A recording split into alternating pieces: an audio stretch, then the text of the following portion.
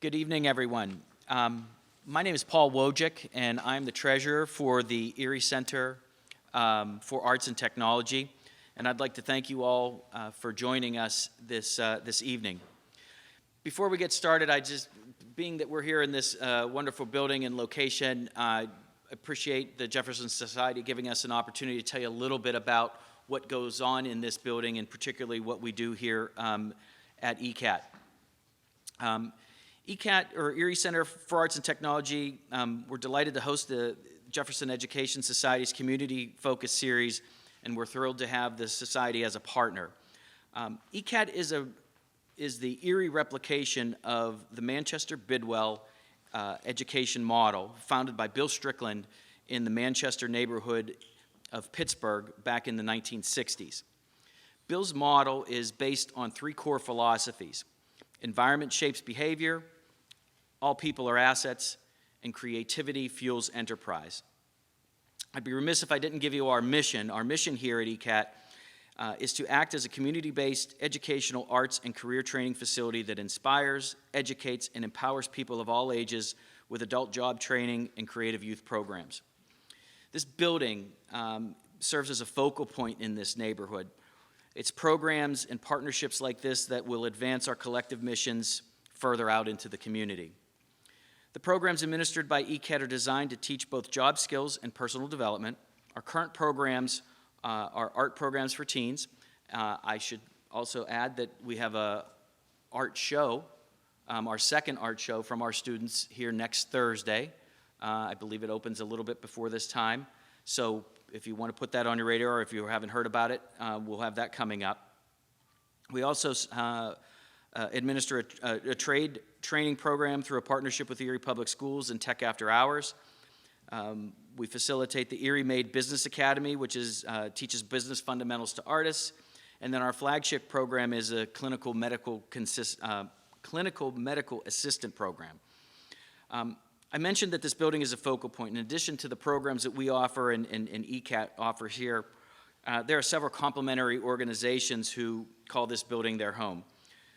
We have a long-standing tenant, which is the Primary Health Network. They were actually here before we got here. We welcome the UPMC Jameson School of Nursing. Excuse me. The Blue Coats work from here. Emma's Footprint, which is a pregnancy guidance program. We have a basketball league through Shan Pool Sports. Usually they're over there playing. I don't hear any basketball today, so perhaps they have the night off, but I know they're still in season. And then the United Way moved from over on West 6th Street over here to our building. ECAT's mission and the Jefferson Education Society mission align perfectly in that we both recognize and leverage the value of education. It's our pleasure to host the Jefferson Education Society series, and we thank you for joining us this evening.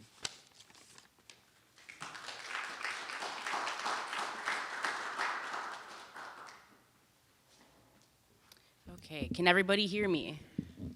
All right. Welcome, everyone. My name is Raven Clark. I'm the Satellite Program Coordinator at the Jefferson Educational Society, and I will be your host and moderator of the discussion this evening. I'd like to thank you all for coming out this evening to the Erie Center for Arts and Technology for the Satellite Program. Connected, a different perspective on Erie's brain drain. This is a panel discussion featuring young professionals who each have different perspectives on this topic. So let me introduce our panelists. First, we have Charles Rush, who, thank you for waving. Charles is an attorney at the Morgan Lewis firm in Washington, D.C., and is one of the youngest members of the Cathedral Prep Board of Directors, and was recently named one of the top 100 Black attorneys in the country. Next, we have Autumn Parker. Autumn is the Associate Director of Alumni and Employer Engagement at my alma mater, Allegheny College. Go Gators. Co-founder of Erie We, an organization focused on tackling the issue of redlining in Erie, and an Erie racial justice partner on Mayor Schember's Better Together Council. Next, we have Clay Green, who is the founder, CEO, and president of Tech Blue Incorporated, a management and consulting company based in Pittsburgh, and a regular speaker on leadership, success, and life preparation for youth organizations. And finally, we have Selena King, who works as an auditor for the PA Auditor General, is the chairwoman of the Erie County Democratic Black Caucus, and is very active in Erie's political scene. So before we get started, I have a couple housekeeping items. First is the Global Summit.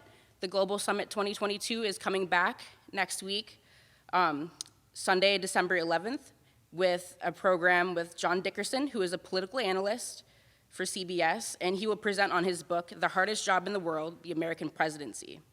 On Monday, December 12th, we will have journalists and spouses Al Hunt and Judy Woodruff.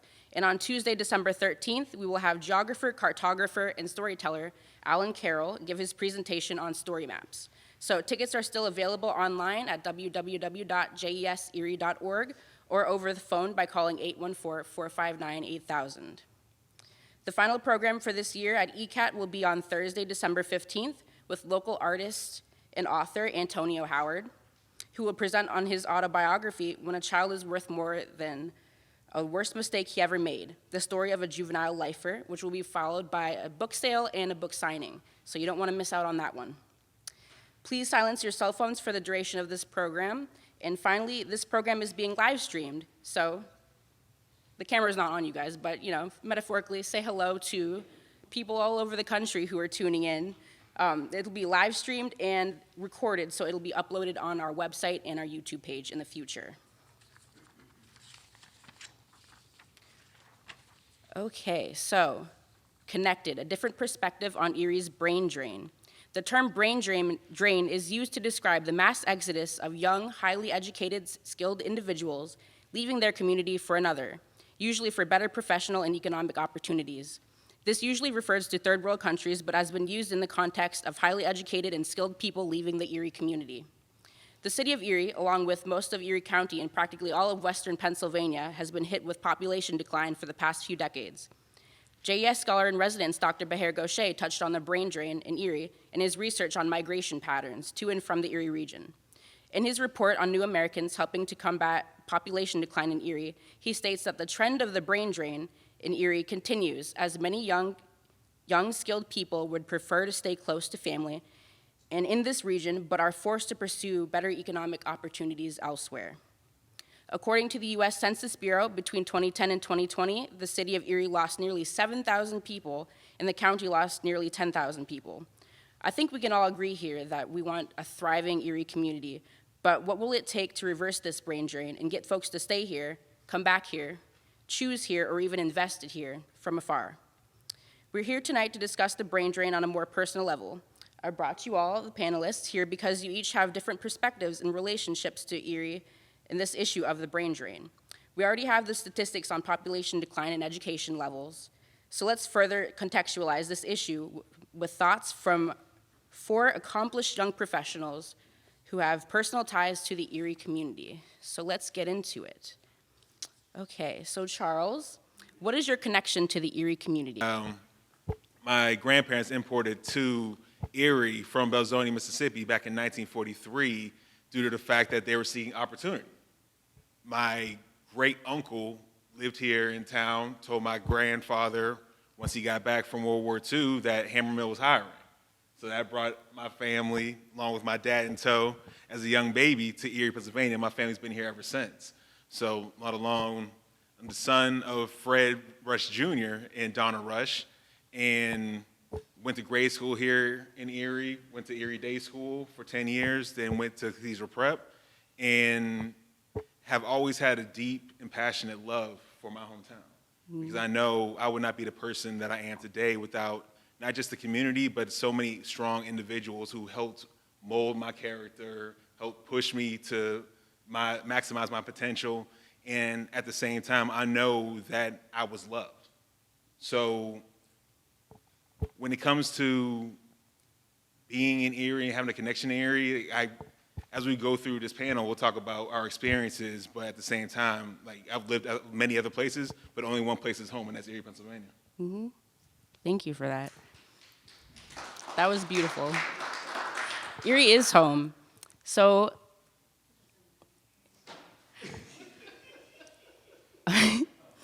Autumn, what is your connection to the Erie community? Okay, so that's hard to follow up on that. You got a round of applause and everything. So I was born and raised as well. I grew up right around the corner from the best donut shop in the world, which is Mighty Fine. That's right. You know what I'm saying? And I went to Collegiate Academy. So just thinking about educational track, I went to Jefferson for elementary. I went to Collegiate Academy for high school. My brother went to Cathedral Prep as well, so I guess shout out to the Ramblers, of course. But ultimately, being born, raised here, it was really prioritized from my parents' end about receiving a quality education. And they were really intentional about making sure my brother and I were involved in local activities that helped us to explore our interests. My parents were not afraid to allow us to try things out, and if it didn't work out, well, lesson learned. We'll try something else, maybe a little bit less expensive. But ultimately, we were really just encouraged to explore Erie as a vital place of living. And so I think about the dance shop that I was able to go to right down the road, Miss Ashley's. It's no longer established, but it was a really great space where I was able to make great friends from multicultural backgrounds. Including, immigrant identifying individuals. Additionally, we were serving at local nonprofits, so being able to also understand our own privileges. Sometimes I think we forget that that's a nuanced component, especially talking about BIPOC people. There's intersectionality. So understanding what it looked like to grow in a two-parent household, middle class, and having access to the things I needed to develop in relation to the people who were underdeveloped here in Erie especially gave me some insight. But believe it or not, despite all of those things, I left Erie post-grad, so I went to Allegheny College in Meadville right down the road. And my father was a Gator as well, so I kind of had to go, really. Another thing about it. Oh, I didn't know that. It's okay.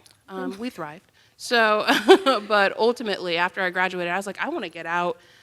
I don't want to go back to Erie. I want to go explore the country. So I ended up going to Cleveland. I served in AmeriCorps, and then I stayed and pursued my master's in higher education. But there were just many a days where I craved for not just family, but community. And so that's to echo what you were saying earlier. Even though Erie is the fourth largest city in the state, it has this very intimate, tight-knit community feel that is unmatched. Cleveland was buzzing with life and vitality, but it seemed detached. And I missed that closeness that Erie provided. And I also missed Waldameer because that's a fantastic place.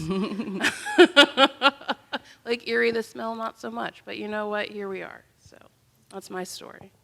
Wonderful. So, another Cathedral Prep grad, Clay, what is your connection to the Erie community? I don't know, is this one on? Yeah, it is now, right? So I born and raised here, second generation. My parents, my mother was born here. My father came from Alabama into Pittsburgh, and then Pittsburgh to Erie. And so I was born and raised here, graduated from Cathedral Prep. I left Erie 2 weeks after high school graduation, not because I didn't like Erie, but just because I had aspirations of things that I wanted to do, and I wanted to go chase down a few dreams. And one of the things that my parents always encouraged me was to be curious and creative. And so I was encouraged to go chase a few dreams right away, and I went down to the University of Pittsburgh, and I enrolled in college 2 weeks after I finished high school, and I started pursuing college. And all the while when I was in college, I was probably back here in Erie, though, because I just missed my friends and I missed Erie. I was probably back here at least 2 times every month. I did that for about 4 years. And I think what I learned here from being in a tight community was great. I still had family here, still do. But what I learned a lot was to translate that curiosity and creativity to passion. I think things that I learned here in Erie still guide me in what I do. As soon as I finished undergrad, second week after finishing undergrad, I was in Tokyo doing work. And I even caught flights to Tokyo starting here in Erie. I was at Erie International Airport catching flights and connecting and going to Tokyo and then flying back here and just spending as much time as I could here with family and friends. Over the years, that changed, right? As you start growing and learning more, you stop coming back as much, but nevertheless, still have a love for Erie, still have some friends here. I hope me sitting here is proof of that, or else I would have told Raven I wasn't coming back here. But I love Erie, and I love to be involved, and ultimately I'm passionate about helping here. I think I still stay committed to a lot of business ventures and people in Erie, although a bit silent. And there's reasons for that. If we get around to it, I'll share some of those reasons with you. But I would consider myself a silent advocate of Erie and its businesses and its people. Thank you, Clay. Okay, last but certainly not least, our transplant from Sharon, PA, Selena King. What is your connection to Erie? So as Raven said, I'm not originally from Erie. I came here as a transplant to go to Gannon University, and I just stayed here because I loved Erie that much. I called Erie the little big city because Erie was so much bigger than Sharon, Pennsylvania. And so for me, it was having that big city feel, but still having that hometown feel, because it was like once you met one person, it seemed like you met everybody that knew that one person. And so for me, it became my home, and then it became the home that I raised my children. And my oldest son, he became a Cathedral Prep graduate, and it was like I fell into the mold of what Erieites became to be. And so 20 years later, Erie has became my home, and then in 2013, I ran for office because I believed in the untapped potential that Erie had. And that became even the motto of our campaign, was that there was so much potential that Erie had, and we wanted to empower our residents to be able to change their community, to take the resources that they had and the talents that they had to change their neighborhoods, to change the community around them. And I still believe that, and I've become invested in that. And that's why I chaired the Democratic Black Caucus and the things that I do here in the community, because I believe there's so much that we can do as community members. And so that's my connection to Erie, that we have so many commonalities, although we have differences, that we're more alike than we are different. And I just believe that Erie really has so much to offer. And we are the gem city. We're not the mistake by the lake. And so I'm invested in that. And I just believe that we have so much that we have to offer, and that we really can be the beacon in the Keystone State here. And so that's my connection. Wonderful. So actually, Selena, you can keep that mic, because going off of that, my next question for you is, what assets do you think the Erie community should emphasize? Well, I spoke about it yesterday in our pre-meeting. We had a meeting not long ago that the mayor was at. Thank you for being here, Mayor Schember. It means a lot to have you here. When I saw you, got a little nervous. I was like, wow, the mayor's here. But we did have a meeting not long ago that he sat in with, and also our government affairs relations director, Curtis Jones, is here from the chamber. We met with the Canadian consulate, and he talked about the amount of money, millions to almost billions of dollars annually, come out of the Port of Erie here. And that's really amazing that we do that. We are the #1 exporter here in Erie County to Canada. We beat out England, we beat out any other country. And so that's amazing that we are doing that here in Erie. And so that's a resource that we are doing here. So we could really improve on what we're doing with technology, what we're doing with manufacturing, even with what we're doing as far as what Black-owned businesses. And so that's something that we could capitalize on.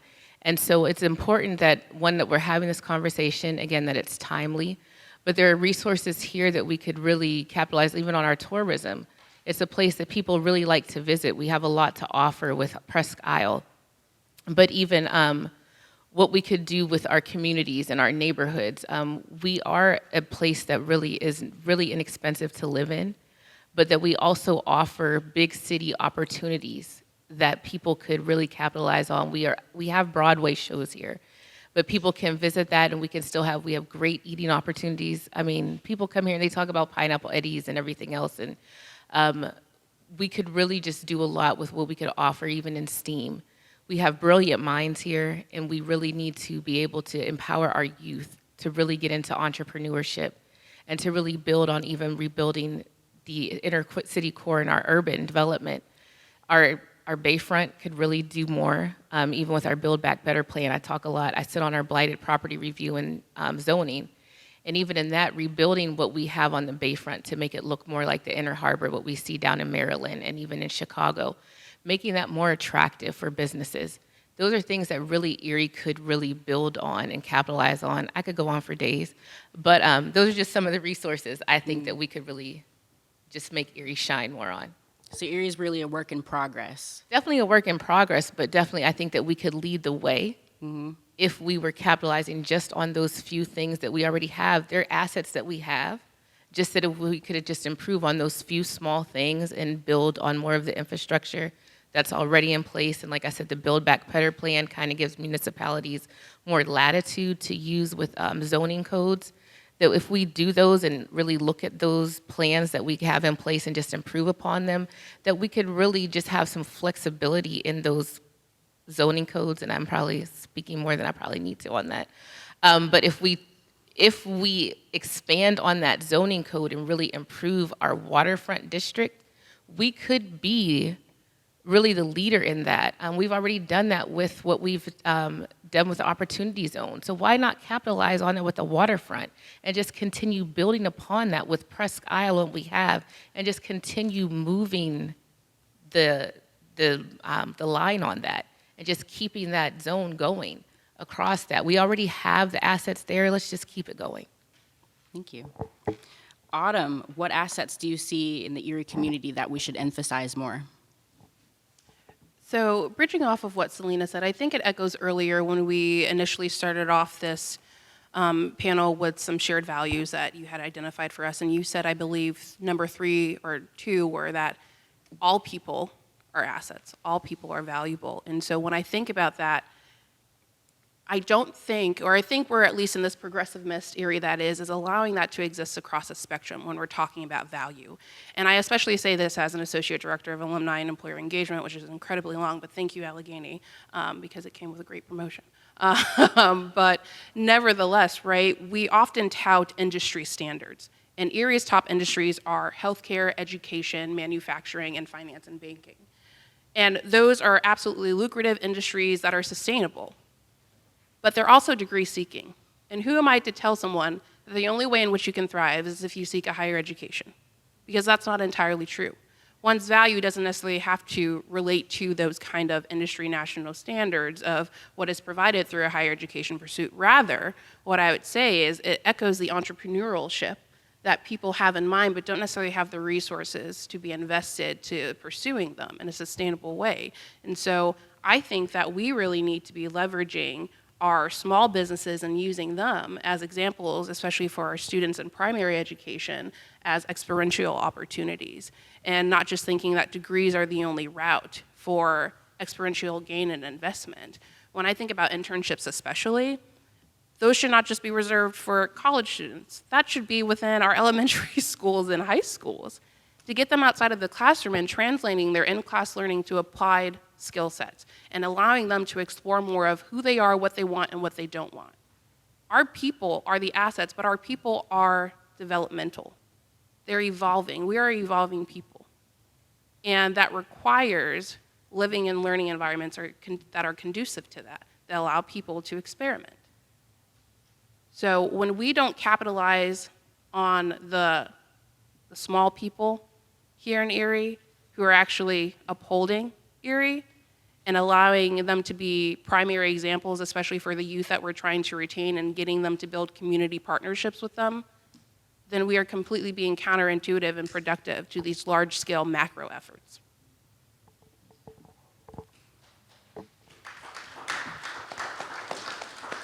It was very well said, thank you. So our next question will be for Clay. And this, for a moment, we're gonna move away from Erie and look at other places that our panelists have experienced. So Clay, drawing from your experiences living in other communities, what could the Erie community do better? So I'm going to answer the question within the context of brain drain, right? Why are people leaving cities? Because it's not just Erie, right? It's not just Erie, it's not just companies in Erie. I mean, one of our largest contracts is with a government agency, and right now we are working with our human capital group to figure out how to keep young people engaged and not leave these agencies. So it's a common problem, and one of the things that we have discovered, I don't know that we've discovered the answers to that, but we certainly have discovered a lot of questions that we need to answer, and we need to listen. And there's two things I'll mention. There's a list of 10 actually, but there's two that I'll mention because I think it's most applicable to cities. Number one is agglomerations of people. One of the reasons why people leave, either they leave a company or they leave a community, is because they don't see people similar to them in that area, right? They don't see people with the same dreams, the same goals, the same drive. And I think one of the things that we saw happen in Pittsburgh over the last 10 years, and Pittsburgh was struggling with this. Every startup that came out of CMU into the University of Pittsburgh within 3 years was in Silicon Valley. And they had to solve that problem, and the way that they solved it there was to find ways to promote the communities in the city. They did that in a number of ways. I don't know that some of these ways would be applicable for Erie, but one of the things that Pittsburgh did was they incentivized Google to start an office there. Any young person between 20 and 35 would love to work for Google. I'm sure. It doesn't matter what you do. Google has a job for you. Whether you're a developer or you're a marketing person, you can go work for Google, and who doesn't want that on their resume? That's one of the challenges. The second challenge, I think, is as you start going from, and I'm using an age group here that might be unfair to use, 20 to 35, right? Say 20 to 35. How do you stop people from leaving? And one of the other challenges is that I consider mentorship a dangerous word, right? Mentorship is okay, but ultimately as you get experience and you start getting to that 30, 32, 33, 35 years old, you don't need a mentor. You need an advocate. You need a person that's going to put their social and their professional equity on the line to recommend you for something. Like the ABCs of advocacy, right? You amplify, you boost, you connect, and you defend. And when you don't have people in a community that are able or willing to do that, it's going to cause those people that are looking for that to go away. Right? It takes a diversity of people to affect change, no matter what that change is. Right? It's not just a black people problem, it's not a white people problem, it's anybody that could be an advocate. So the challenge is, number one, you've got these young people that are looking for advocates that don't have them. And what are they going to do? They're going to go find them. Sometimes that's not here.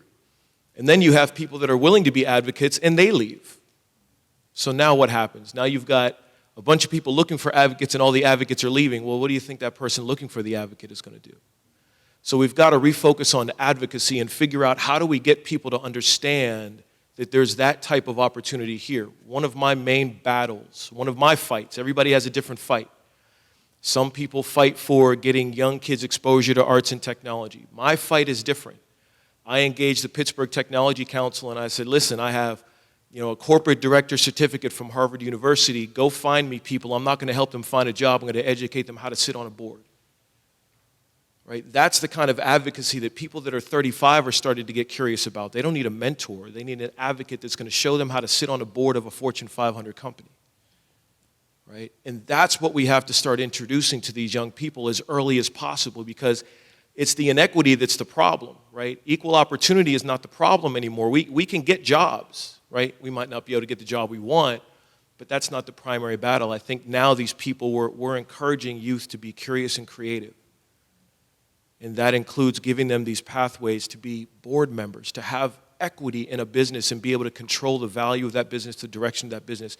And I see that as something in Erie that may exist, but I think we need to amplify that. And if we can find ways to amplify that, I think we'll have a much better chance at keeping young people here, because they see that I'm not going to go and have a job and work and work and work and work and then retire. I'm actually going to go be able to direct a company and sit on a board and invest in this company and do all these things that we're encouraging you young people to do, which is to be curious and creative and seek those opportunities. So that's a lot of words. I apologize, but that's my thought. Oh, no, don't apologize. We're here to listen to you. But my follow-up question to that would be, how do we retain these advocates? Do you think that they're leaving because there's just not enough growth for them professionally, and so that's why they're moving away? I think, and this might be jumping ahead to part of the conversation, which is the use of technology and how can that help, right? Because I think the really neat thing about advocates is that if you develop a relationship, the main people that I would consider that I'm an advocate for, and the people that I think advocate for me, I don't live in the same city as them, right? I don't have to, but they know me. I had to have developed a relationship with them at one time. One of my main advocates is in Raleigh, North Carolina, right? One of the people that I'm an advocate for, she now lives in Atlanta. So these are people that I developed relationships with, and I think part of the challenge is that the opportunity to develop the relationship is not there, right? You can't develop, you can have a mentor and not live in the same city as them at any time.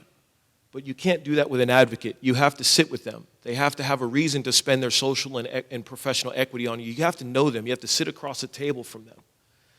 And that's part of the challenge is I think a lot of times people are trying to do that through the internet, and it doesn't work that way. So some of the advocates are leaving, but I think we have to encourage them to say, hey, listen, there's still people here. And again, going back to the agglomerations of people, right? What kind of people are here in Erie? What kind of young people are here? What kind of communities are there professionally? And then people like me, I'm always reaching back into Erie to figure out where are the communities of young people? Where are they? I'm ready to be an advocate. I'm ready to show somebody and teach them everything that I taught, that I learned at Harvard when I went there and learned how to be a corporate director. And where are those people at? And I think that's part of it is encouraging people to say, to understand that you don't have to be present to be an advocate. You just have to develop a relationship at some point in time. And so what I would love to see in Erie is these types of engagements or engagements where you have someone like me, it doesn't have to be me, someone like me to come back and speak and say, here's been my experience, and I'm here specifically to share it and to find someone that wants to do the same thing I did. And I think that's how you kickstart it.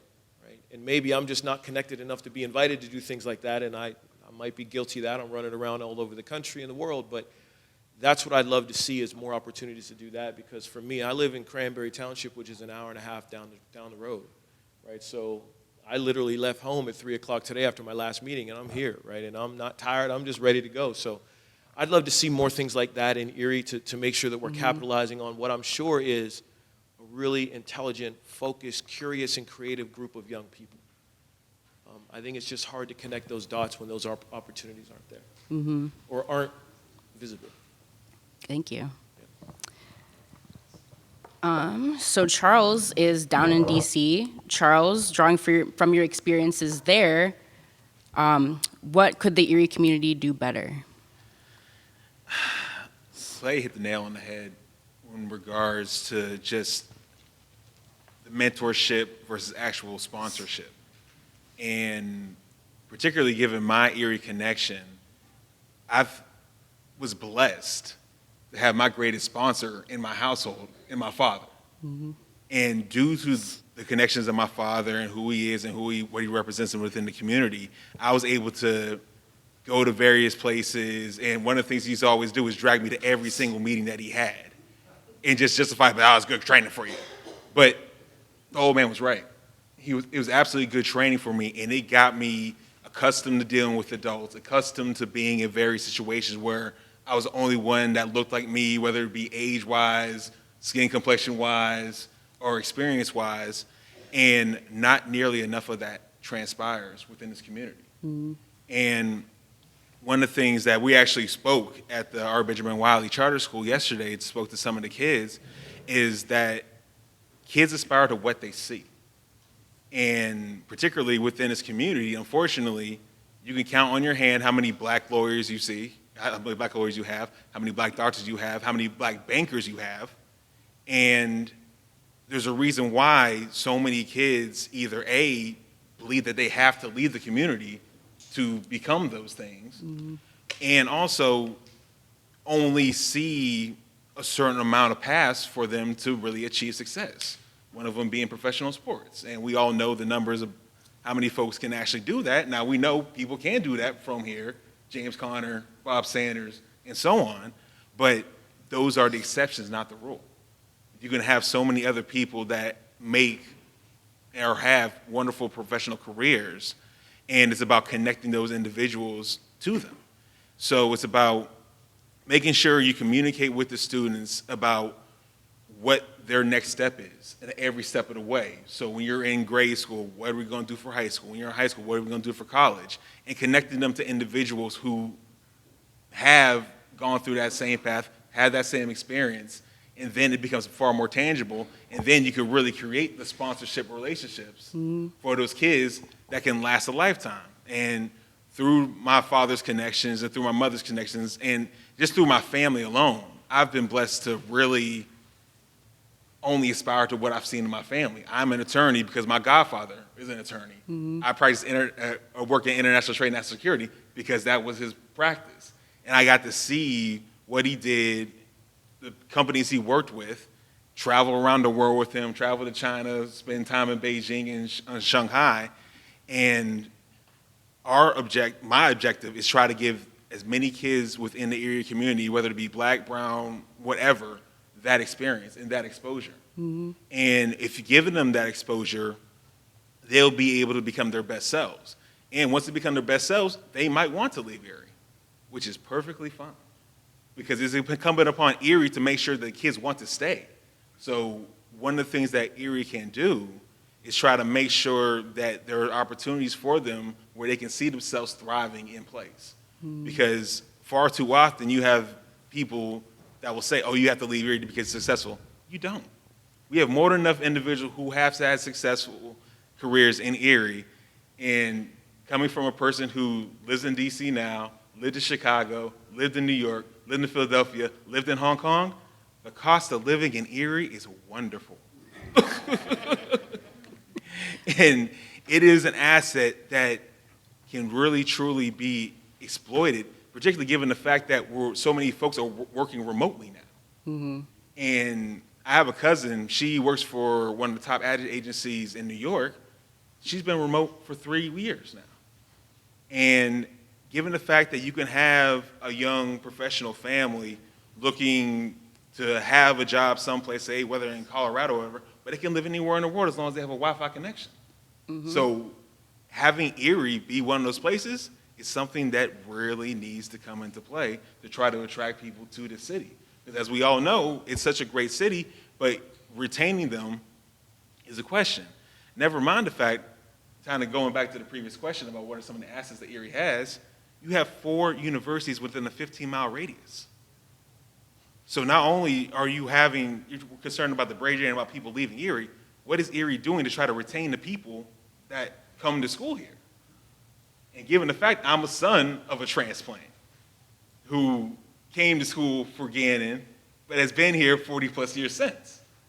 And working to try to make those individuals, I know one of my initiatives that my dad has is just going to people, inviting them to the church.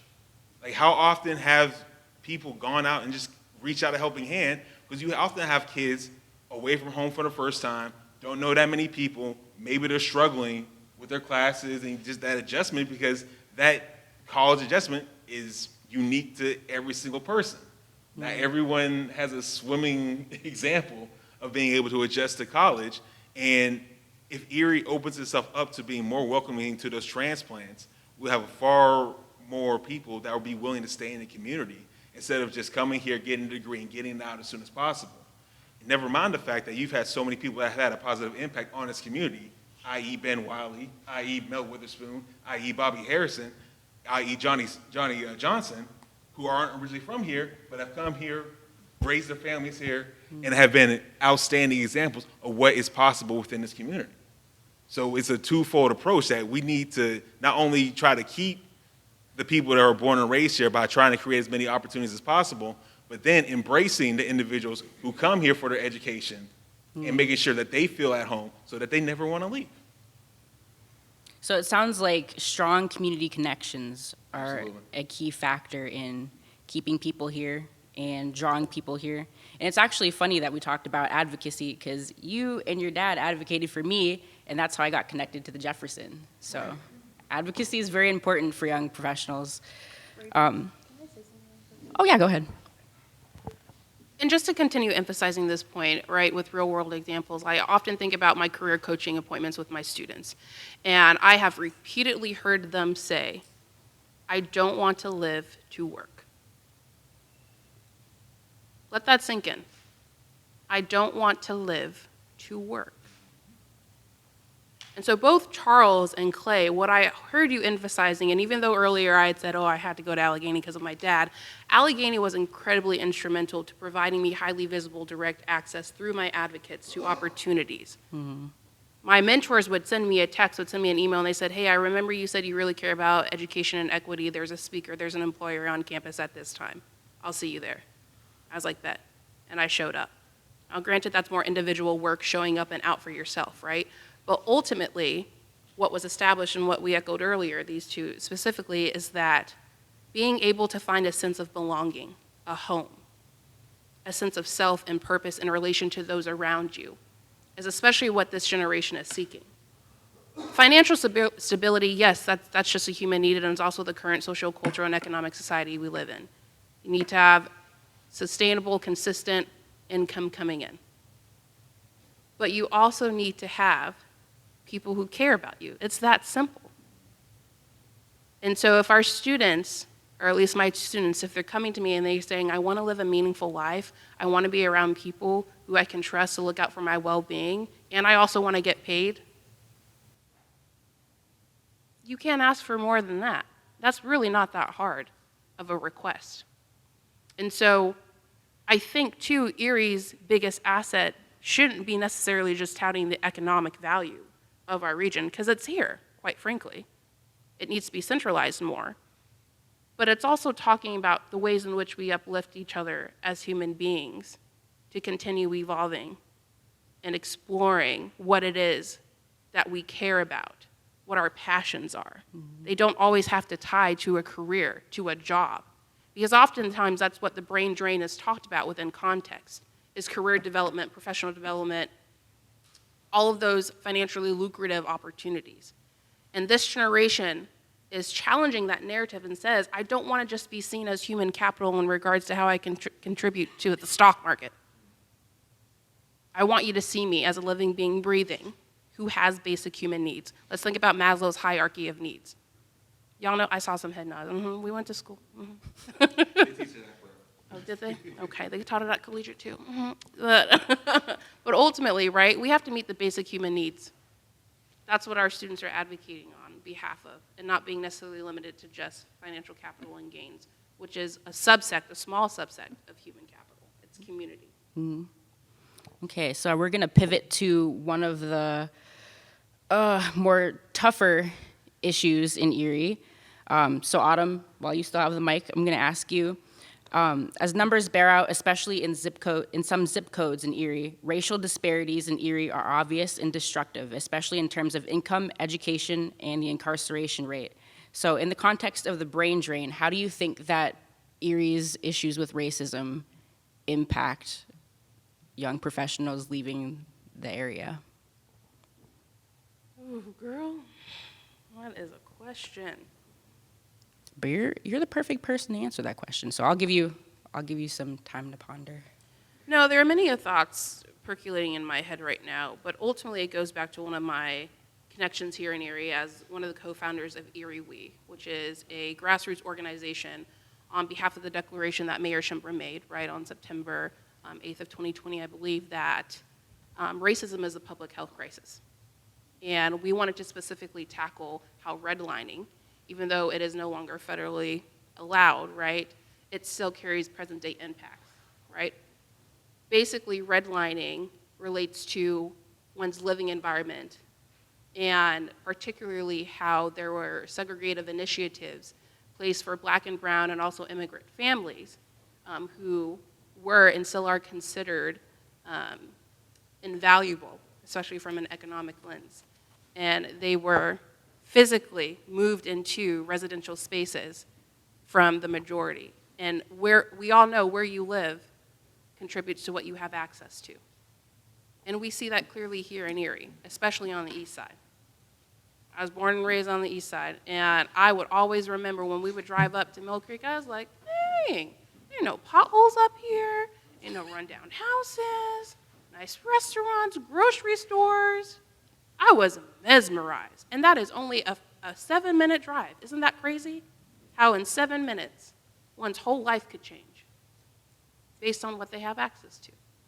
And so when I think about the impacts of redlining on present day and how it demonstrates, I think, the fears our young professionals have about, even though it's 2022, I'm not that far removed from still being, right? I'm seeing heads already. I'm still not that far removed from potentially finding myself in an area where I'm not valued and invested in.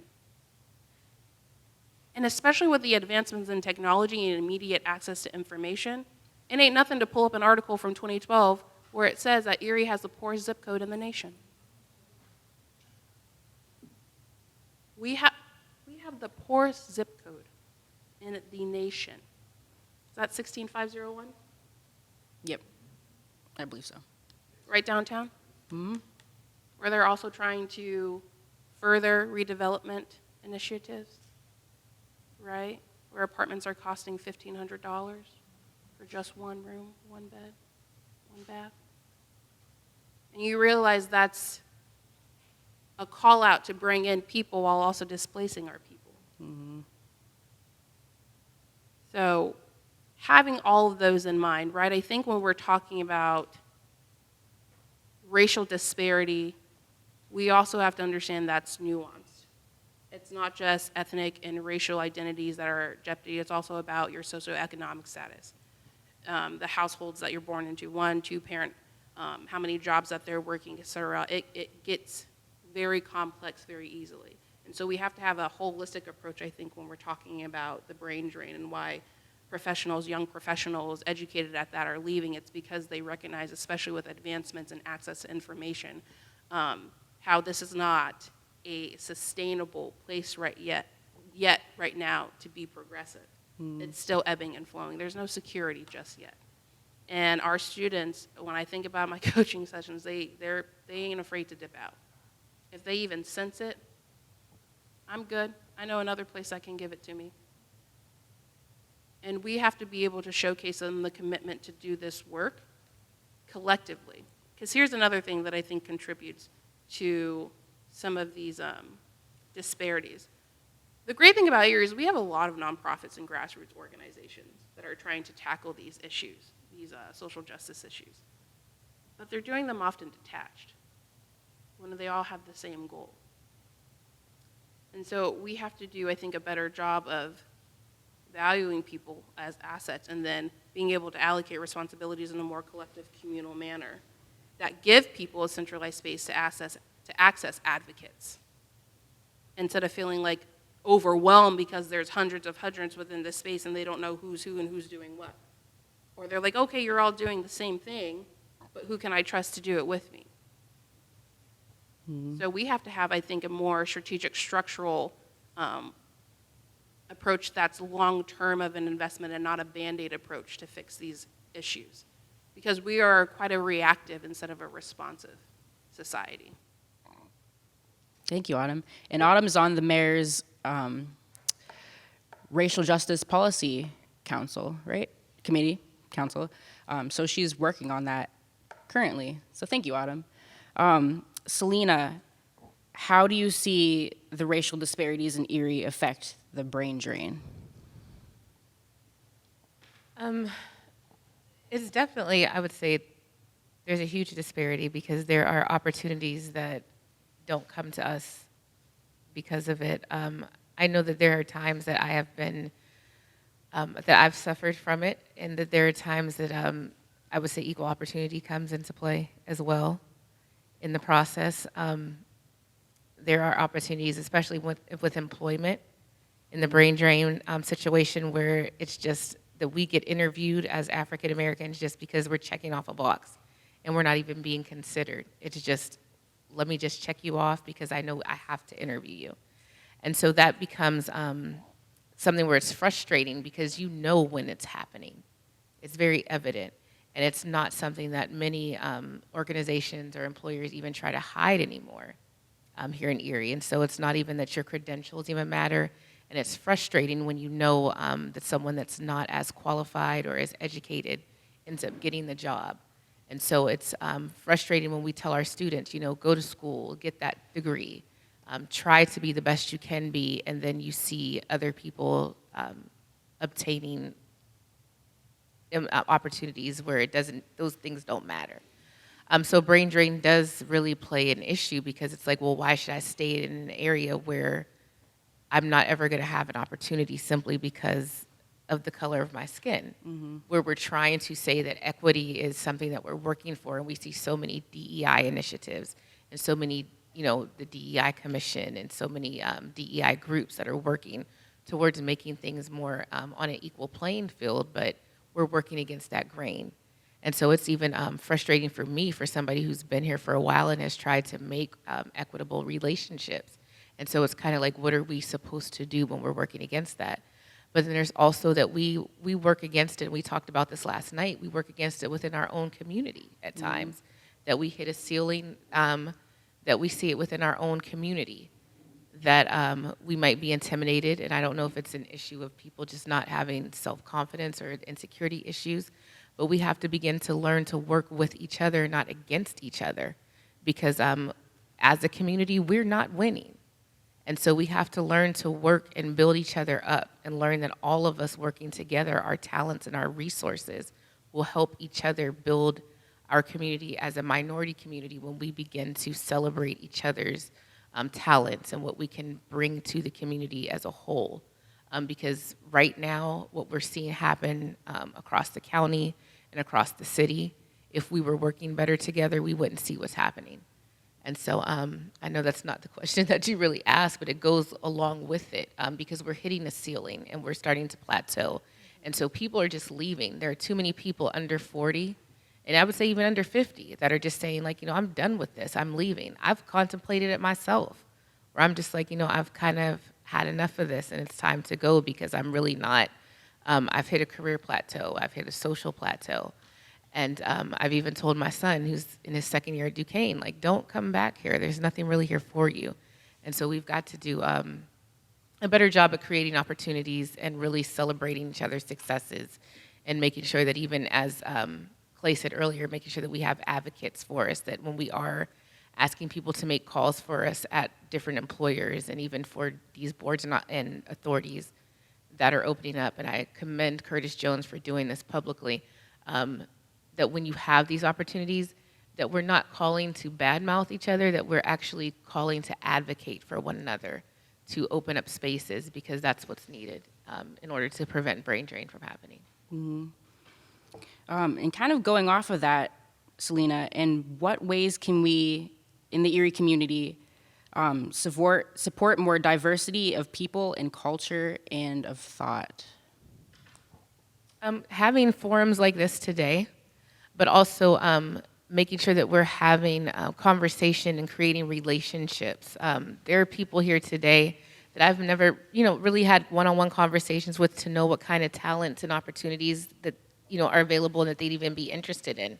And so there was a meeting that, and I keep bringing Curtis back up because he's doing some of the work that's happening, but he had a meeting asking individuals in the minorities community specifically who was interested in being on a board and authority and what kind of talents do you have, so that there was always a pool available, because that was something that was kind of missing that we didn't have, to know who was out there and what do you have to offer, what do you bring to the table, so that when these openings happen, how can we make sure that we're not always pulling for the same 5 or 10 people, because that kind of is always what happens. There's always the same couple, brown faces that you always see at the table.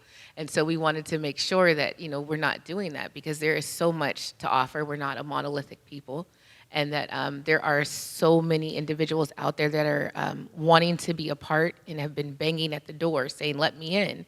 But the powers that be and certain individuals have kept those out. And so now it's time, like, we have to expand that. And there are individuals that are saying, I'm tired of carrying the weight, but they didn't know who else was out there. And so part of that is having these discussions, expanding our tent, and making sure that if you have a seat at the table, that you're pulling up someone else with you, that you're also always asking, who else do you know? Do you know someone else that would be willing to join me or join you? Always just asking that question and making sure that you're approachable, and always inviting people to different events. Like today, if you saw this event, that you made sure that you shared it on social media. Just doing something as simple as that really makes the difference. And so it's always just making sure that we share and that we're talking to one another. I think that's the simplest thing that can do, because everybody's not as extroverted as we may want them to be. But sharing information really is the biggest thing, and that goes back to the tech piece too. In this information age, there's really no reason for us not to get information out. Sharing can be really the biggest key to us really helping to push the diversity envelope. Thank you, Selena. So I just want to take a quick pause to, if you didn't receive an index card, that's for the question and answer portion. So if you didn't receive an index card, one of our volunteers or intern Francis will come around with index cards for you to write questions down. And if you already wrote a question down, you can give your index card to one of them, and they'll collect those. So now I want to talk about our investments in the Erie community. So everyone on this panel I chose specifically because they care about the Erie community, and they're very invested, both in thought and in action. So Autumn, how have you personally invested in the Erie community? Well, I came back, so that's a start. You're here. I am, right? Came back many times that I wanted to leave, and still sometimes I consider it. But what keeps me is that networks that continue to just grow and span out. I haven't reached my cap yet, Selena. Not hoping to get there anytime soon. But especially as a career coach, Allegheny has been, I keep going back to Allegheny, but it's been actually really central to me deepening my investment in the Erie community. So we've invested in regional development and trying to showcase to our students the vitality of not just Crawford County, but Erie County.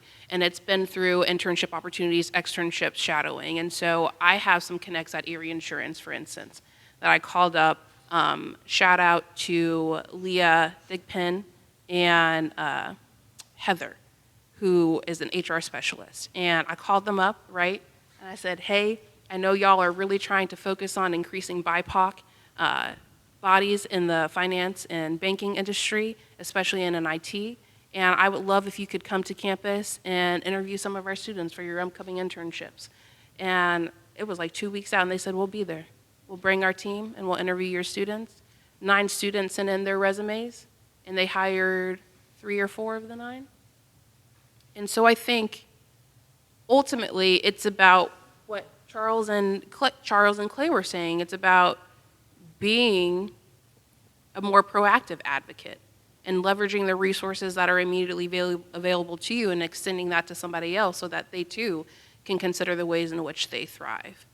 And my work at Allegheny has really exposed me to regional and local employers within Erie and even small businesses. And so I love being able to call up somebody, and say, hey, I have a student who needs an applied experiential opportunity to understand what marketing looks like. And I know you need a marketing person for your webpage development. Would you want to give them an opportunity? Yeah, send me their resume. I love being able to do that. Actually provide direct translation of these experiences so students know exactly what it is that they may be signing up for. It's all about experience at the end of the day, because that's what makes people more secure and informed in how they make their next decision and steps in life. And we necessarily can't, even though being in this new age technology era is great in many ways of establishing connection, I also think it creates a facade that we're connected.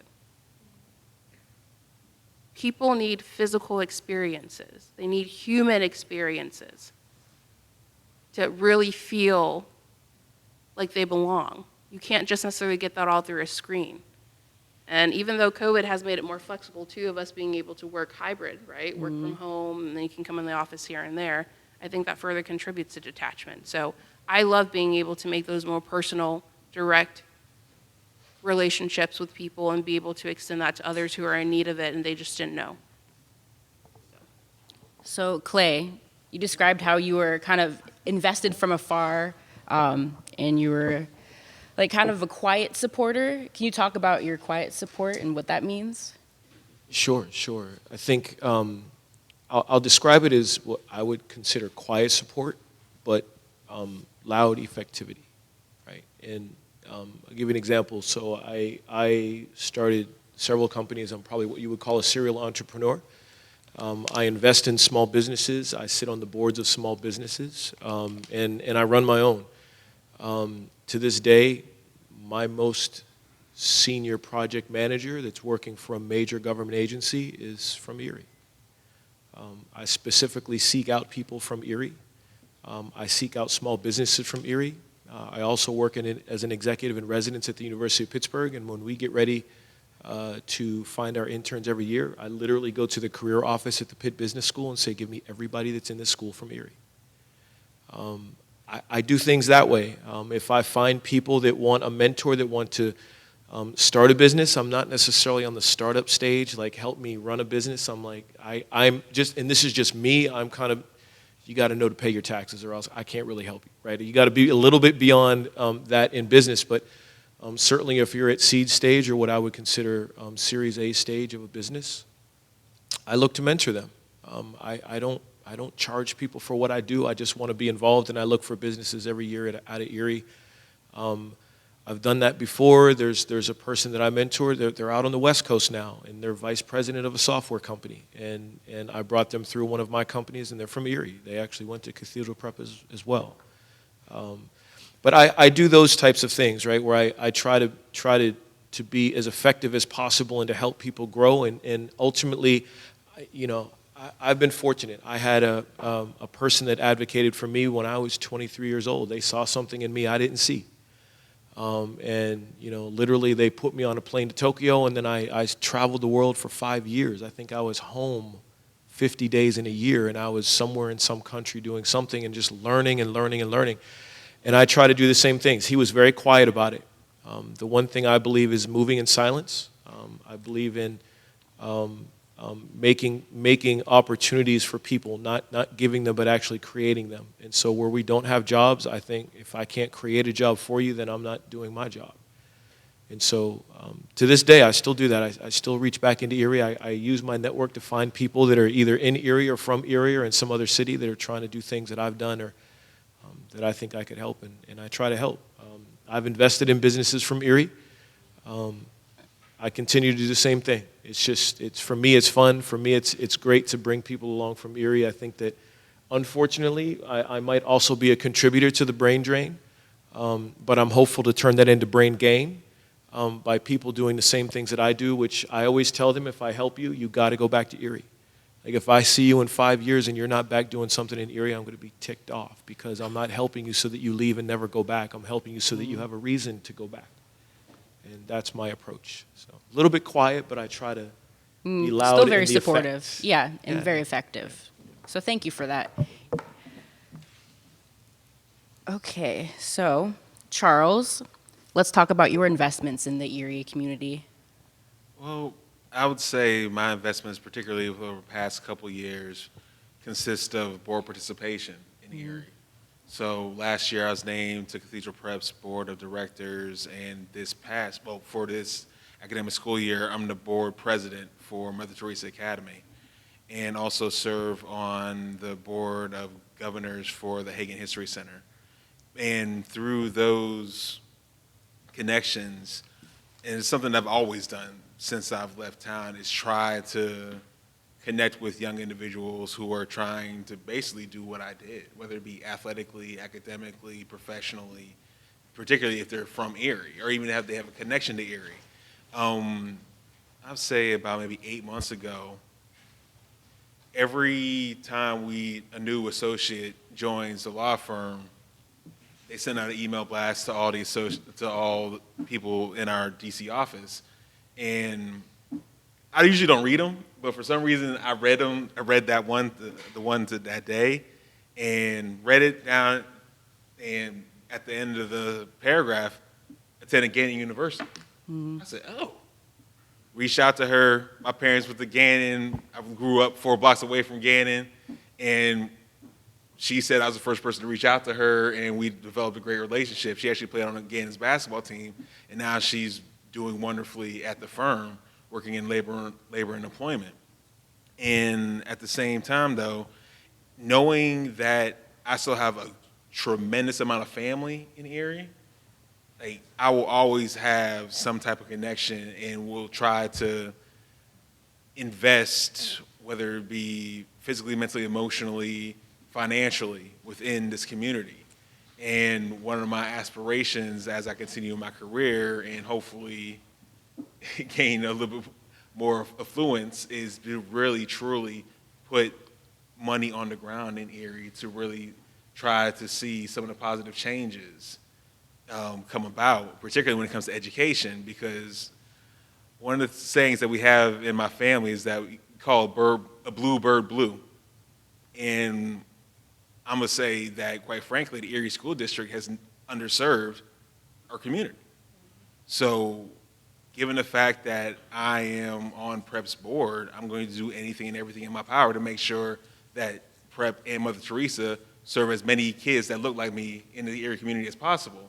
Because I know they are the best vehicles for kids to maximize their potential in this community. And I feel bad saying that, but it's the facts. And until the school board properly allocates funds to where they need to be within the grade schools, within Erie High particularly, when you can barely keep the heat and the lights on and the AC on for students, which is absolutely ridiculous, there has to be a better viable alternative for kids in our community for them to be able to maximize potential, because unfortunately, generations of kids have been underserved educationally with our community, and they, not only are they underserved, but they know they're underserved. They know they're getting a raw deal. And whatever we can do to try to make sure they get the best opportunities to become whatever they want to be, that's what we're here for.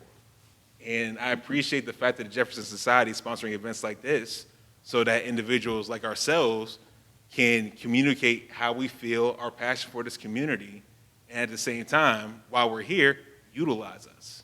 Because we want to be tapped in and we want to utilize our resources to make sure that our community is the best it can be. Or else we're going to continue the cycle and we're going to be here 5 years from now and nothing's going to change. All right, so Selena, last but not least, our wonderful transplant who is very active in the Erie community. So can you talk to us about your investments in the community and why you feel like Erie is a place worth investing? Oh, it's definitely worth investing. I've kind of thrown myself in here. Gannon is a place where I am invested because Gannon invested in me. One of the people that invested in me at Gannon is here, Chet Moffitt. He was one of my mentors at Gannon. And so Gannon was really influential for me. I always say when I first came here, Gannon, the motto was the right place for you. And who I am today really is because of Gannon.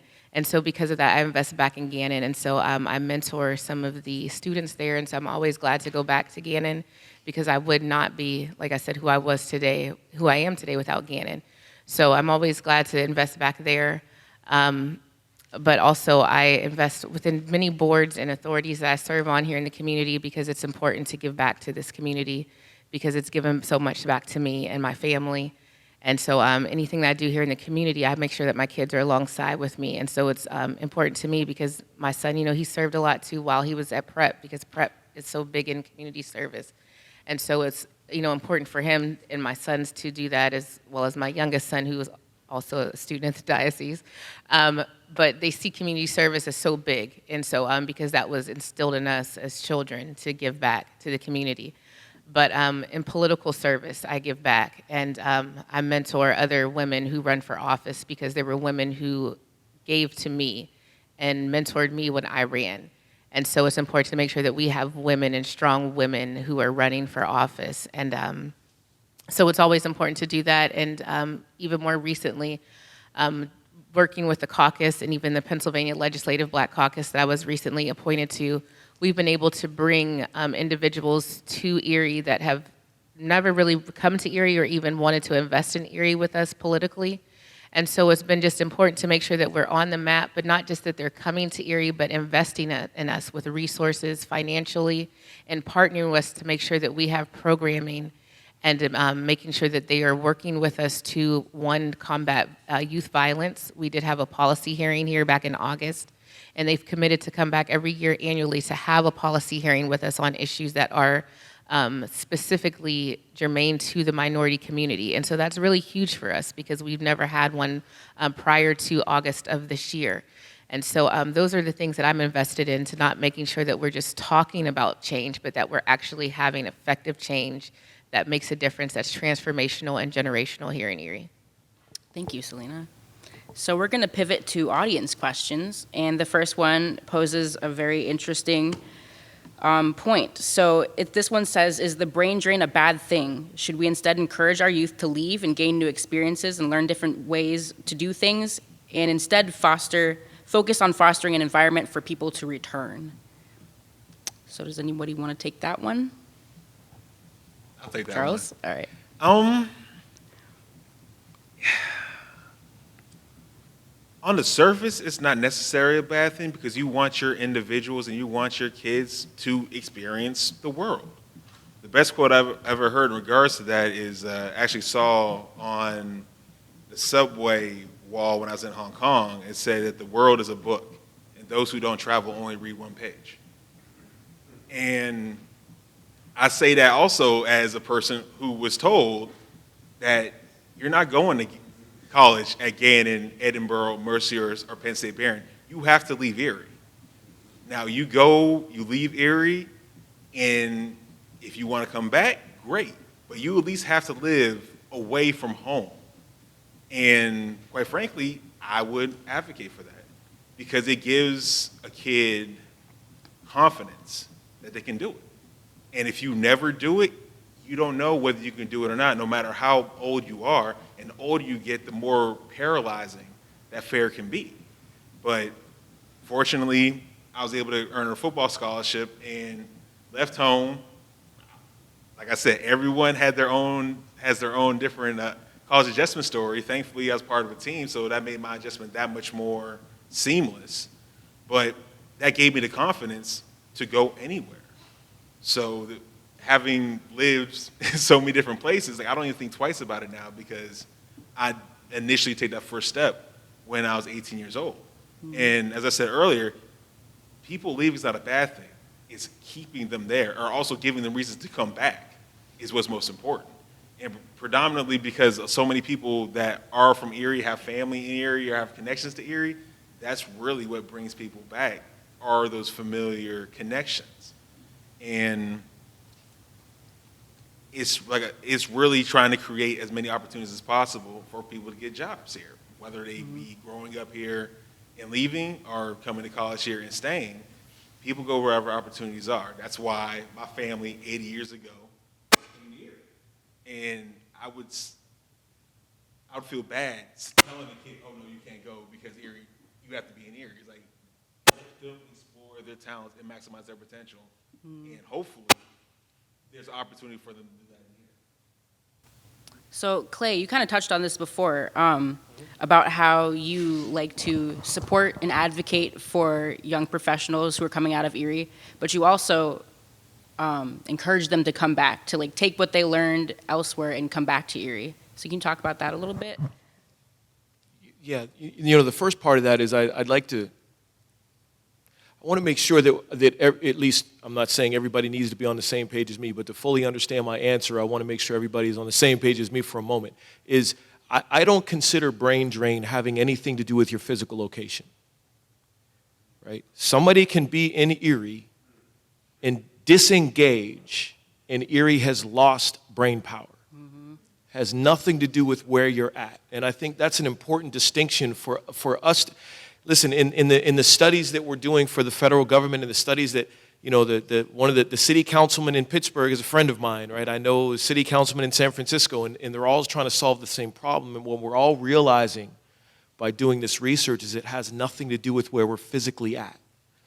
The challenge with brain drain, and what brain drain really means, is that when someone does leave and they amass new thoughts, new ideas, new energy, they don't contribute that back to where they came from. That's brain drain, right? So even though I kind of tongue-in-cheek say that I was one of the problems of brain drain, I really don't think I'm a problem. I'm trying not to be. But I don't think that me physically being here has anything to do with what I contribute back to this city. And I think that's an important distinction if Erie is going to solve that problem, is to realize that it doesn't have anything to do with leaving, and in that regard, we should be encouraging our youth to be curious and creative, and if that means that they have to leave and go to Silicon Valley for 10 years, that's great.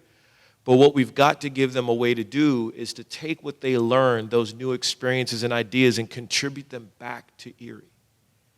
And that's how we solve brain drain. I'm not sitting here saying I have the solution, but I'm sitting here saying that I think part of the problem, and we tried to help, I don't know if I'll get in trouble for saying this, so nobody tell them I told you this, even though it's going to be streamed, but the Internal Revenue Service, they're our largest customer. And right now, we are helping them figure out their human capital problem.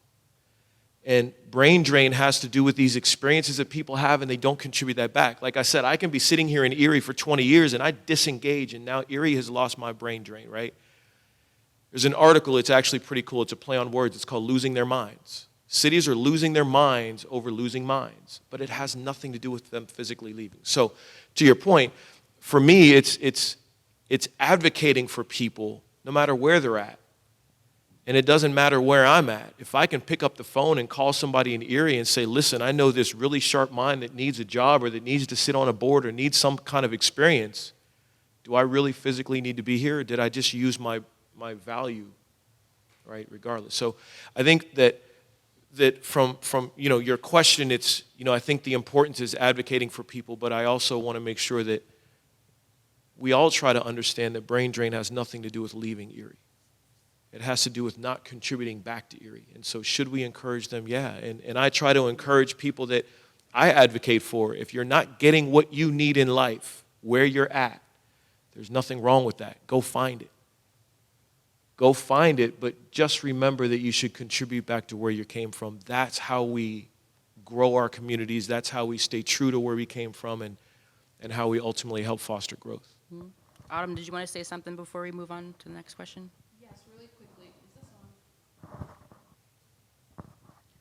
So to expand upon that notion, because I initially too grappled with brain drain in and of itself as a concept, because I think there are nuances such as what you outlined, Clay. But I also would argue it's encompassing of burnout. And that burnout is reflective, I think, of individuals who do not want to contribute back to their hometowns, often do so because they don't trust their hometowns to actually leverage their contributions in sustainable, equitable ways because of these Band-Aid approaches and initiatives that are being taken. And so as I serve as a partner on the Erie Racial Justice Initiative Committee, right, that stemmed from Mayor Schimber's office, part of our work was to identify a local area of growth that needed addressed to particularly serve Black and brown individuals. And we decided on employment and focused on Article 127, which hasn't been updated since 1985. That is incredibly a disservice to the people here who have no idea that we are out of compliance with our contracting efforts. And not only out of compliance, but we are not being proactive in ensuring that we are hiring Black and brown individuals and providing them access to these opportunities. And so when I think about the service that I have on this community and also in relation to why there is burnout, it's because it's like, can I even trust this city to move forward, or are you just going to be using me as an op-ed, as a photo op to say, oh, we're progressive, we're racially diverse, we're making changes temporarily, only to be back in a cycle because we didn't actually implement anything that was sustained. So I think people have to feel like they're being invested and their cup is being filled. If they're going to give back, they want to know that you're going to refill them. And Erie's not there yet. Okay, so this next question I think would be perfect for Selena. So this is about a brain influx. So if we think about like how we have 4 universities and a medical school, so that makes 5 schools in Erie County, well, plus community college as well. We have a lot of people who come here for school to get trained in, to become skilled professionals. That's what you did. You came here for Gannon. So in that vein, what does it take to keep people who come here to be educated and have them not just leave once they graduate? What kept you here? Well, it definitely wasn't my industry because I'm not even working in my my industry. But it's creating opportunities, and then like Autumn said earlier, is us really capitalizing on what Erie's known for, is like the healthcare and the education, creating more opportunities in those fields. But again, also creating more opportunities outside of those things. Really, the entrepreneurship thing seemed to really boom after COVID, and then we kind of fell off, it seemed like. And I felt like that was an opportunity for us to really capitalize on, for us to retain some talent. It felt really promising hearing an individual talk on the night of the election. And he came from California, a tech guy that's working with a gaming company that brought some families over from California. And he was talking about how they came here and set up shop and they're working here. And I was like, that's really promising because that's a new industry. That's really new to Erie, something that's promising. And it's an industry really that our kids are really invested in, because I know my child drains my pockets every single month, every time something new is coming out with Fortnite or another game. And I said, and if we could get our kids more involved in that on the income generating side or the creative side, which I know is something, and I keep pointing out people in the audience, one, I'm intentional about it just so we know the people who are around us so we can start working together more. But like my pastor's here, and he has a CDC called Empowered Life, and they do a creator content lab, and he's intentional about working with kids who are doing things like that so that they can begin to create the content that they are consuming, so that they know that, again, as Charles said, that the environments that they are in and what they're exposed to, if you're exposed to it long enough and you have an interest in it, then that's something that you can begin to not just consume it, but you can begin to create it. And so they're doing that at Empowered Life. Even here, they had a seminar doing that. And so those are something that we can do using places like Gannon and the iHack. And Barron has technology, an incubator there, using the resources that we already have, capitalizing on those and sending our kids there to keep them here, home growing them, and just making sure that we utilize what we have and expanding upon it so that we can prevent the brain drain and also create more opportunities, more businesses, generate more revenue, although that's not what everybody wants to hear. But again, it builds more capital and more opportunities and keeps families here in Erie. So it sounds like overall, to sum everything up, professional and economic opportunities, support and advocacy for young professionals, and strong community connections are key aspects of keeping people here. So we had a lot of great audience questions, so this will be the last one for tonight. And it says that I am a member of the brain drain that left for better opportunities elsewhere, and I'm considering coming back to Erie. What would be your sales pitch to get me to come back? And for those of you who left Erie, what is stopping you from coming back? So I'm going to start with Clay on that one. So I don't know that I'm the best to give advice on why to come back. For me, what was the second part, though? What's stopping you from coming back? I don't know that there is anything, to be honest with you. I think it's here's what I can say is stopping me right now from coming back, and I can tell you that at some point I will be back. I know that for sure. The way that I find my way back here, I can already tell you what it will be. I will buy a house in Erie, and I will come to Erie so many months of the year. I can tell you that. What stops me right now is I have young kids. They're 14-year-old twins, and the education that they have right now in Pittsburgh is not something that I want to disrupt. I think moving them here would be disruptive. I don't think it would be bad. It would just be disruptive. And so that's really the primary reason why. I mean, one of the things that I do, and this is just me, right? And I tend to, at the point I am in life, I tend to invest in things in places where I want to be. Sometimes that's real estate. Like I own a house in Barbados. I own a house in Pittsburgh. Buying a house here is something that my wife and I have talked about doing once my kids finish school. And so that will be my reason for coming back. So right now I don't, just because it would be disruptive to my kids, to be honest with you. Okay, Autumn, what is your sales pitch to get people to come back to Erie?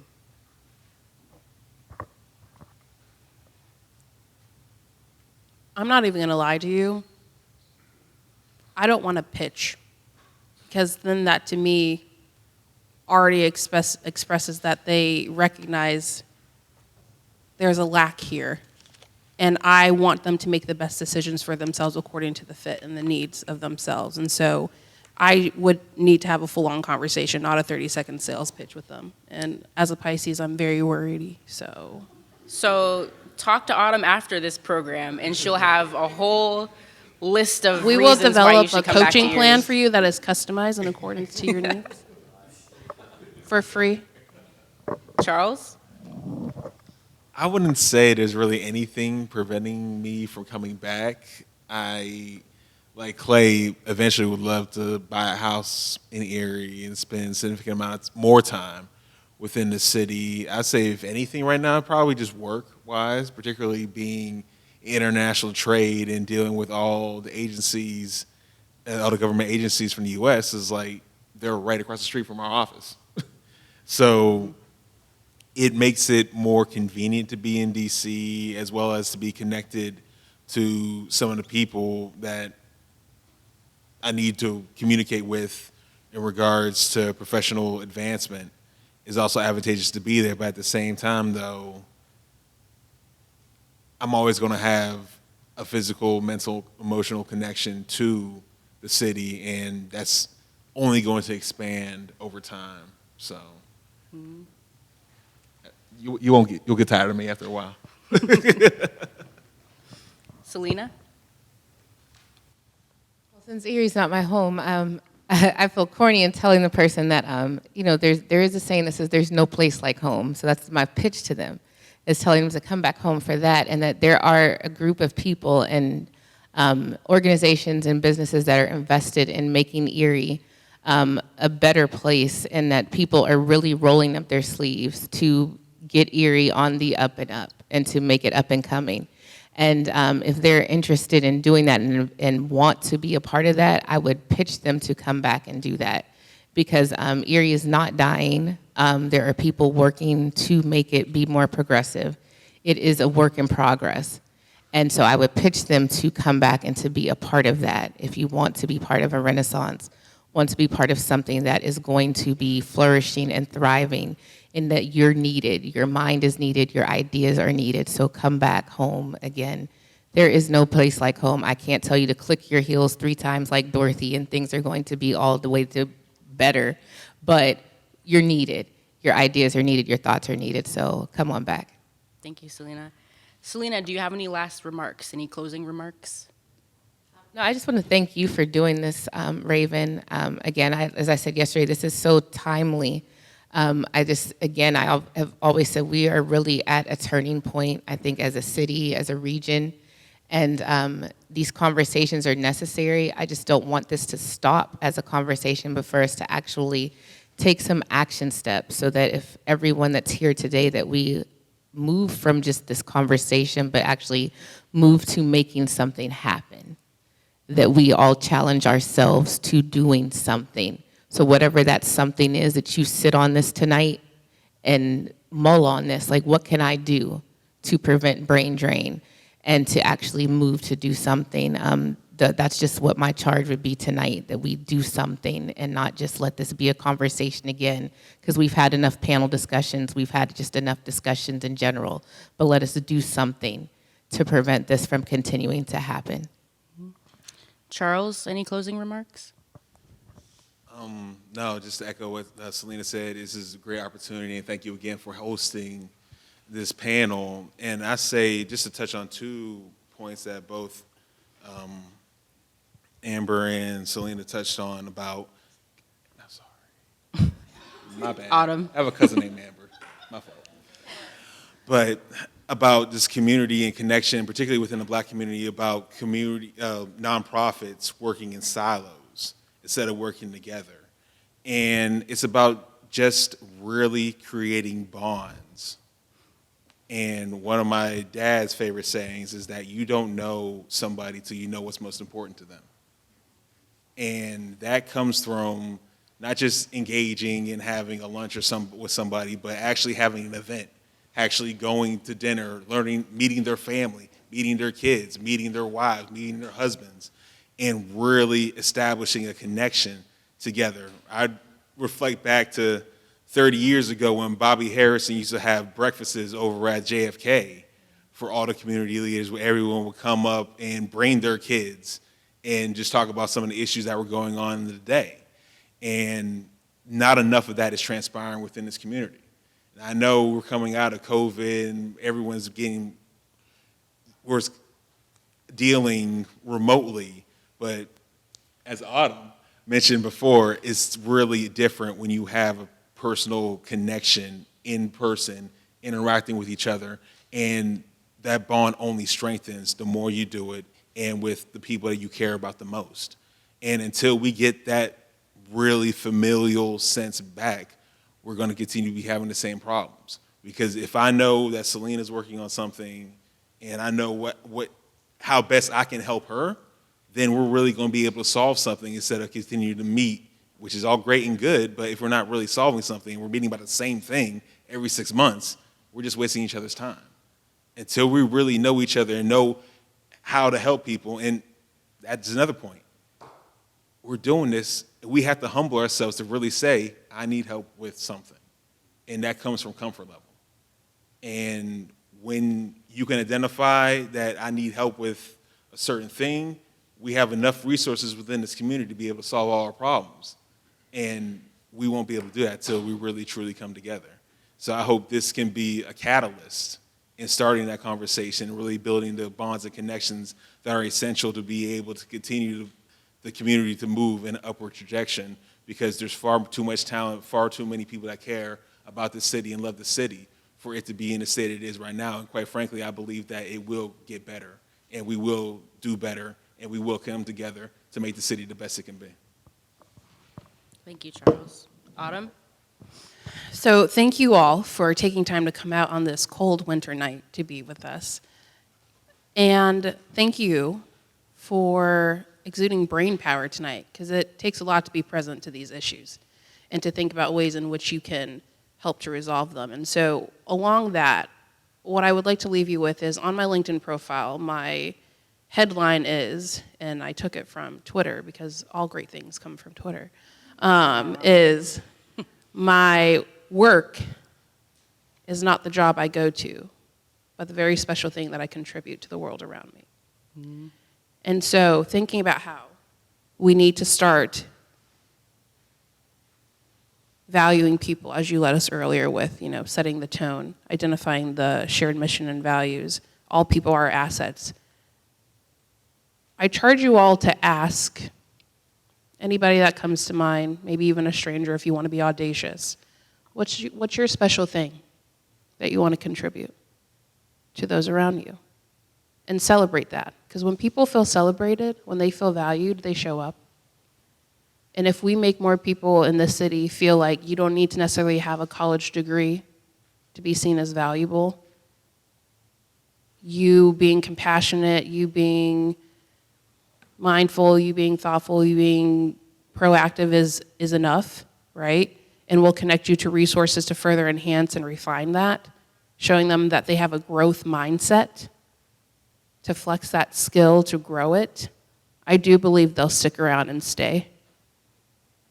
So I think I'm going to stay a lot longer. I'm not going to lie. Tonight, this really helped to solidify, because I've been, actually, I shouldn't say this on camera, because Allegheny might be listening. I've been thinking about it. But there's just like this deep-seated love here where I think about all the people that I've met here in Erie and everything that they are and just like their being and the skills that they have. And I'm like, Erie needs this. Erie needs you, like you were saying. It can't go anywhere else. It has to stay here. And I'm part of that. And so are all of you. So we need you. Thank you, Autumn. Clay, final words? Ooh, final. That's too much pressure. Too much pressure. Right. That's right. Exactly. Right. I go back to something I said earlier. Is I was talking to a friend of mine, in particular about Erie, and I was telling him, it takes a diversity of people to affect change. And he challenged me. He challenged me to do something. as I said before, I tend to be a move in silence, invisible type of person. And that's just how I prefer to operate. It's not like I'm trying to hide anything from you, but I just prefer to be that way. And he challenged me and he said, you know, that's really true. It takes a diversity of people to affect change. He said, but you need to go be visible. And I'll be honest with you, that's why I'm sitting here, right? Is because I realize that I'm not visible. And I'm comfortable not being visible, right? But I'm also comfortable being visible at the same time. And so one of the things that, you know, and I know this is my final word, but I'm going to ask you for help as well, right? Because one of the things that we need to do in my company, we are bringing on 2 interns in the summer. I want both of those interns to come from Erie. They need to have a business mind, or at least want to be in business. Information technology is usually easier. Last year, I also served as chairman of the board for a small startup. We sold that company, and I'm looking for another one to sit on the board. I would love to find a business in Erie to do that. I would love to. I'd love to just contribute more to the city from a more visible posture. So Raven is going to help me do that. She's going to help me find some opportunities to do that. But you know, I have been invisible, and it's time now in my life to stop being invisible, at least to Erie, right? I think I've done some good things, but visibility is what I'm looking for now, and I want to make sure that I'm contributing back in both measurable, quantifiable, and quality ways. And so if I have to close out with that, that's what I would close out with, and I appreciate you putting this together. This has been a lot of fun, so thank you so much, Raven. I think you did a great job. Thank you. Okay. I'd like to thank, is this still on? I'd like to give a big thank you to our panelists, Clay Green, Autumn Parker, Charles Rush, and Selena King. Thank you very much. Especially Clay and Charles, because they traveled to be here tonight. I'd also like to thank our sponsors and our partners, Erie Insurance, ECAT, PA Humanities, and the National Endowment for the Humanities for making this programming possible. I'd like to thank JES staff, our interns, and our volunteers who make our programs run seamlessly. And finally, I would like to thank you, the audience, both in person and online, for attending this very important discussion. So hopefully we can continue having these discussions in the future and continuing to make progress for the sake of Erie. Thank you.